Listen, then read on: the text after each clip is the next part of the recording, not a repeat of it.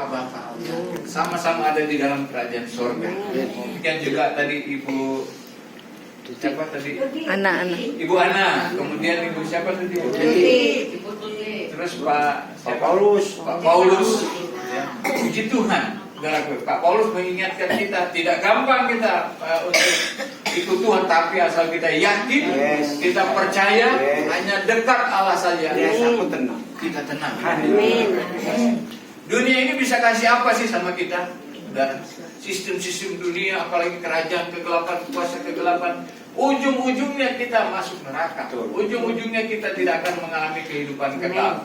Tapi ikut Tuhan, progresnya ada, saudaraku. Kemajuan ada, saudaraku. Tuhan begitu baik kepada kita. Nah, saudaraku, di dalam pembacaan kita tadi ada mujizat yang terjadi, yang dilakukan oleh Tuhan Yesus. Kita harus yakin dan percaya bahwa kalau 2000 tahun yang lalu Yesus sanggup melakukan mujizat yang luar biasa, maka saat ini, sekarang ini juga Yesus pasti sanggup untuk melakukan buat kita semua. Amin, saudara. Beri kemuliaan bagi Tuhan. Nah, saudaraku yang dikasih, Tuhan Yesus pada waktu itu ingin menyingkir karena namanya Yesus adalah Tuhan, dia juga sebagai manusia. Jadi ada waktu untuk sebagai manusia dia untuk beristirahat, menyingkir ya. Untuk sejenak mungkin mau berdoa lagi kepada Bapaknya atau untuk isi kampung tengah ya, kita nggak tahu ya, tapi dia ingin menyingkir, dia ingin sendirian bersama dengan murid-muridnya. Apalagi dia dengar bahwa Yohanes Pembaptis telah dipenggal ya. Itu saudara sepupunya dia, jadi mungkin dia agak bersedih juga ya. Jadi dia ingin menyingkir, ada alasannya untuk dia untuk undur sejenak, untuk mungkin berdoa, untuk mungkin merenung, ya, untuk mungkin memberi pengarahan kepada murid-muridnya.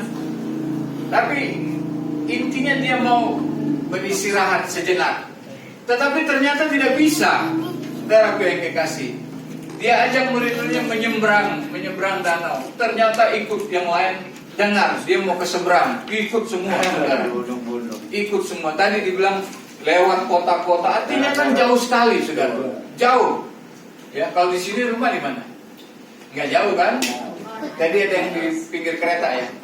Ada yang digusur ya? Iya. Bilang haleluya, Bu. Karena tempat yang terbaik. Amin. Haleluya.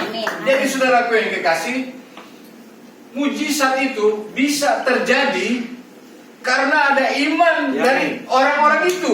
Amin. Mujizat itu bisa terjadi. Tuhan kan maunya beristirahat. Murid-murid juga maunya istirahat. Murid-murid kan bilang gini, Tuhan udah maghrib nih, suruh pada pulang deh mereka supaya mereka bisa sampai ke rumahnya, bisa beli makanan di pinggir jalan. Karena di sini nggak ada makanan.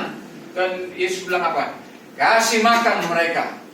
Kita cuma punya dana sedikit katanya. Kita cuma punya 5 roti dan 2 ikan. Serahkan kepadaku, Tuhan Yesus. Lalu didoakan oleh Tuhan, ya, didoakan dengan kepada Bapa, ya, dia doakan. Jadi mujizat. 5 ketul roti itu dan 2 ekor ikan itu dia doakan. Setelah dia berdoa, kemudian dia bagikan kepada murid-murid. Bagikan murid. Ada 12 murid kan? Maka 5.000 laki-laki. Belum semua istrinya, belum anaknya. Coba aja istri tambah anak, jadi dikali 3 udah 15.000. Roti cuma 5 potong roti, ikannya cuma 2 ekor. Semua kenyang, saudara. Semuanya kenyang. Kenapa saya bilang semuanya kenyang? Mereka udah gak kuat lagi makan. Sisa berapa? 12 tahun. Saudara pengen kita lihat mujizat Tuhan. Sekali dia lakukan satu mujizat, maka semua yang lapar dikenyangkan. Bahkan sebelumnya firman Tuhan katakan apa, saudara? Sebelum mereka makan, Yesus katakan bahwa belas kasihan kepada mereka nih, ayat 14, dan ia menyembuhkan mereka yang sakit. Luar biasa. Bentar ada yang mau disembuhkan oleh Tuhan. Percaya saja. Amin. Saudara, sebentar akan disembuhkan nanti. Saya dengan Pak Hari akan berdoa. Nah, saudara yang dikasih, mujizat yang dilakukan oleh Tuhan tidak ditentukan oleh Tuhan sendiri saja, tetapi oleh iman daripada 5.000 laki-laki dan pasangannya dan anak-anak mereka. Iman mereka lah yang membuat hati Tuhan tergerak oleh apa katanya? Belas kasihan. Saudaraku yang dikasih. Jadi saudaraku, kalau kita tidak beriman, kalau kita tidak percaya, kalau kita cuek-cuek saja, jadi mujizat tidak? Tidak akan terjadi. Saudara, ini mereka kasihan saudaraku. Banyak mendengarnya dan mengikuti dia dengan mengambil jalan darat. Yesus nyebrang pakai perahu, tapi mereka mengelilingi danau. Di desa-desa itu, di kota-kota kecil mereka lewati, semakin banyak orang. Lu mau kemana? Tuhan Yesus di seberang, ada ibu lagi semua, makin banyak. Akhirnya semakin banyak dan semakin banyak. Dan mujizat itu disaksikan oleh ribuan orang. Apa yang telah Yesus lakukan? Itu karena iman yang ada di dalam diri orang-orang ini, yakin dan percaya. Makanya firman Tuhan katakan di sini, Ia menyembuhkan mereka yang sakit. Saudara, Yesus sanggup menyembuhkan orang yang sakit. Tetapi orang yang sakit itu harus percaya kepada Yesus. Kalau tidak percaya kepada Yesus, nggak bakalan sembuh. Tetapi percaya kepada Yesus, yakin kepada Yesus, maka dia disembuhkan. Saudara yang kekasih, organ-organ tubuh yang baru tersedia di sini. Amin. Kalau motor ada spare partnya, mobil ada spare partnya, tubuh kita ini juga ada spare part. Amin. Asal kita yakin dan percaya, pegang.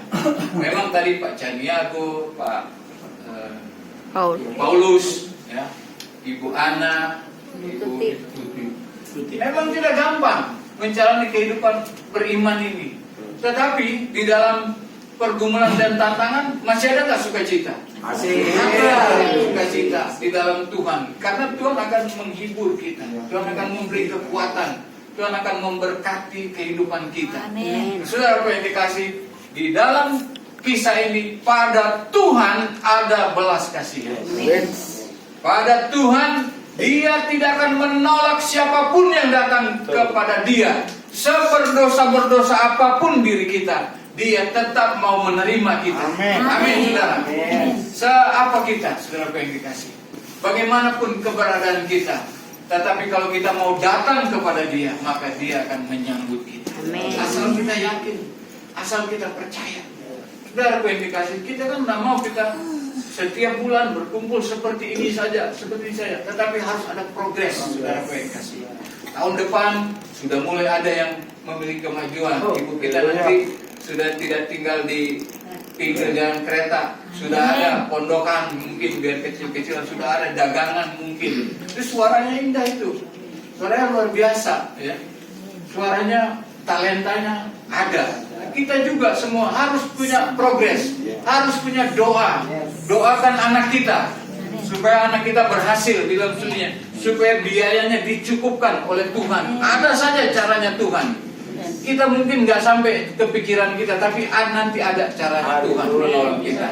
Saudara-saudara kita, usaha kita mungkin kecil-kecilan sekarang, tapi kita yakin percaya kepada Tuhan. Biar kita capek, biar kita jam segini kan tidur siang enak banget ya. Tapi kita cari Tuhan, seperti orang-orang tadi, mau mereka cari Tuhan. Kita datang kepada Tuhan. Mungkin pegel, mungkin berantem di rumah, tapi kita maju terus datang kepada Tuhan. Kita tetap cari Tuhan. Nanti kita akan melihat bagaimana Tuhan akan menjawab setiap pergumulan, setiap tantangan yang kita hidup pada saat ini dengan hidup yang berkemenangan. Amen. Saya yakin, saya percaya Ibu Bapak harus berkomitmen di hadapan Tuhan.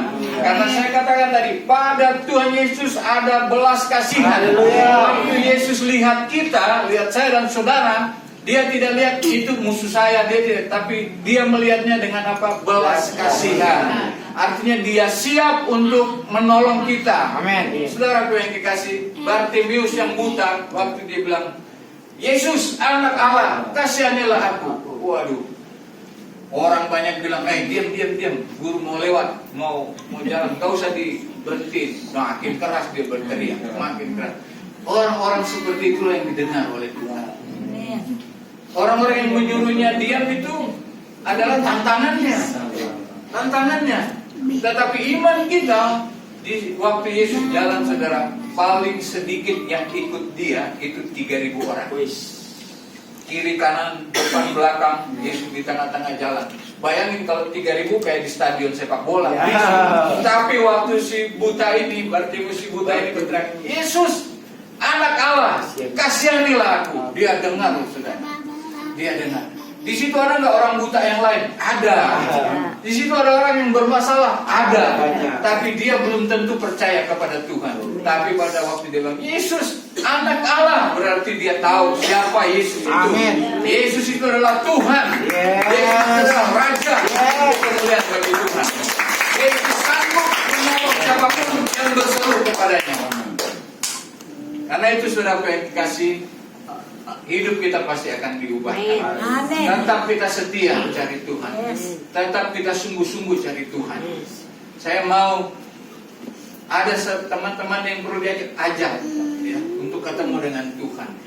Pasti saya yakin ya Ibu Ana, semua ya Pak Chan, Ibu pasti ada yang ajak. Kalau manusia nggak ajak, Roh Kudus yang ajak dia untuk datang kepada Tuhan, untuk menjadi saksi Tuhan.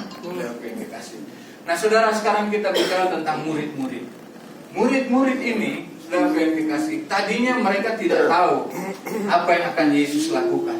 Mereka berpikir secara manusia, tidak berpikir secara iman. Kan kadang-kadang kita berpikir terbatas kayak gitu. Aduh, kayaknya nggak mungkin nih. Kan manusia kan serba terbatas. Tapi Tuhan Yesus bilang, mereka harus dikasih makan. Wah, bagaimana caranya?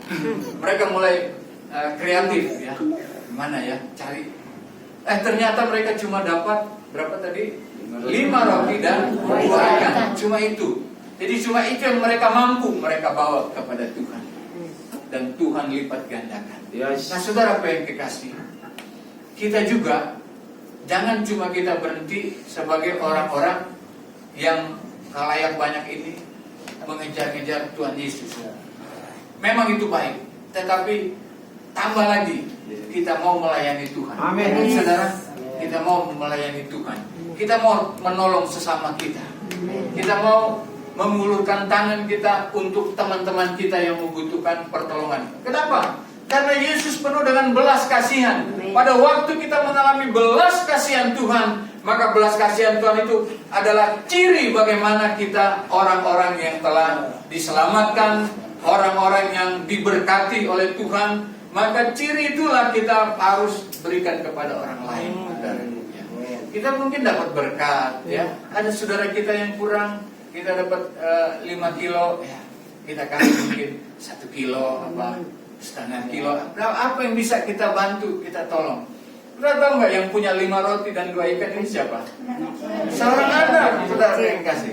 Dia persembahkan semuanya kepada Tuhan. Nah, sisa 12 bakul itu untuk siapa? Kalau perjanjian lama bilang yang punya itu anak itu. Artinya apa? Dia persembahkan 5 roti kembali kepada dia 12 bakul. Biasa. Jadi kalau kita mau sebagai anak-anak Tuhan, kita juga harus terlibat di dalam pelayanan. Gak usah di organisasi, ya, majelis atau apa ya. Bagus kalau kita terpilih sebagai majelis. Tapi tangan kita ini ringan untuk menolong orang lain. Sama seperti bocah 12 tahun ini. Dia kasih semuanya yang dia punya, bekalnya, rupanya itu bekalnya dia dari orang tuanya. Dia persembahkan kepada Tuhan Yesus melalui para murid-murid. Dan kita juga harus giat melayani. Ini bapak kita ini sering memerintahkan sesuatu yang sifatnya mau melayani Tuhan. Apa saja yang bisa ya. Jemput orang yang susah jalannya datang ke tempat itu juga melayani. Mendoakan orang yang sakit itu juga melayani. Saya mau kita semua ini kita sama-sama bertumbuh. Amin, saudara. Saya ini kita semua pelayan Tuhan, jemaat kita bertumbuh bersama-sama. Kita lihat nanti berapa tahun ke depan. Saya yakin percaya. Saya yakin dan percaya hidup kita diubahkan oleh Tuhan. Amin, saudara. Yang penting kita percaya kepada Tuhan. Yang penting kita bersungguh-sungguh cari Tuhan. Kita berdoa. Memang di dalam ibadah itu mungkin akan kita dapat sesuatu ya. Itu cuma tanda dari Tuhan. Seperti 5 roti 2 ikan itu cuma tanda dari Tuhan, ada berkat, ada belas kasihan daripada Tuhan. Tetapi yang sesungguhnya Tuhan mau, kita cari Dia. Kita sungguh-sungguh cari Dia. Nah, bagi Bapak Ibu yang rindu mujizat terjadi, kita belajar dari sini. Kita lebih sungguh-sungguh lagi cari Dia. Lebih sungguh-sungguh lagi cari Dia. Maka kita akan diberkati.